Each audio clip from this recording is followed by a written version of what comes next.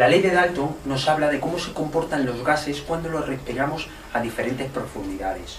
Nosotros a la hora de ir a bucear llevamos un recipiente con nosotros. En ese recipiente el contenido que tiene es aire y el aire está compuesto de una mezcla de gases. ¿De qué mezcla de gases está compuesto el aire? Está compuesto de nitrógeno en un 78%, oxígeno en un 21%, CO2 en un 0,003%, y luego hay otros gases en muy pequeña proporción que a la hora de bucear no nos influyen para nada. El nitrógeno empieza a ser tóxico cuando lo respiramos a una presión parcial de 4 atmósferas. ¿A qué profundidad lo respiramos a esa presión parcial? Pues os lo voy a explicar con un ejemplo.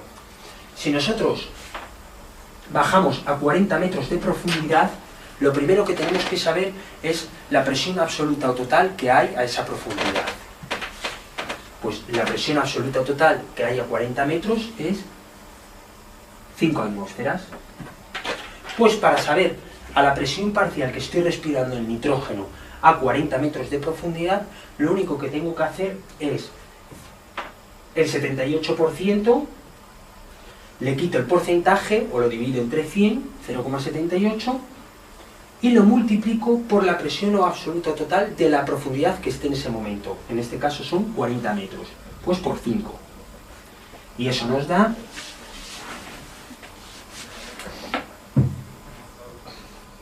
3,90. O sea que a 40 metros de profundidad, como el ejemplo dice, el nitrógeno lo estoy respirando a una presión parcial de 3,90. Pues ahí empieza a ser tóxico el nitrógeno. Nos puede ocurrir lo que se le llama la narcosis o borrachera de las profundidades, que como su nombre indica es como si estuviésemos totalmente borrachos. Por eso el buceo recreativo, la profundidad máxima a la que se debe de bajar es de 40 metros de profundidad, sea cual sea la titulación que tengamos. Luego está el oxígeno. El oxígeno empieza a ser tóxico cuando lo respiramos a una presión parcial de 1,4. Vamos a seguir con el mismo ejemplo. A 40 metros, ¿a qué presión parcial estoy respirando el oxígeno? Pues el 21%, lo quito el porcentaje, o sea que se nos queda el 0,21, lo multiplico por la presión absoluta o total de 40 metros, por 5. Y eso nos da 1,05. O sea que el oxígeno a 40 metros lo estoy respirando a una presión parcial de 1,05. Para volverse tóxico el oxígeno, tendría que respirarlo a una presión parcial de 1,4. Entonces a 40 metros no es tóxico el oxígeno. ¿A qué profundidad tendría que bajar para que fuese tóxico el oxígeno? Pues tendría que bajar a una profundidad de unos 60 metros. Si 0,21 lo multiplico por 7, que ese 7 es la presión absoluta total que hay a 60 metros de profundidad, sería igual a 1,4 y un poquito. Ahí estaríamos en una intoxicación por oxígeno, en esa profundidad.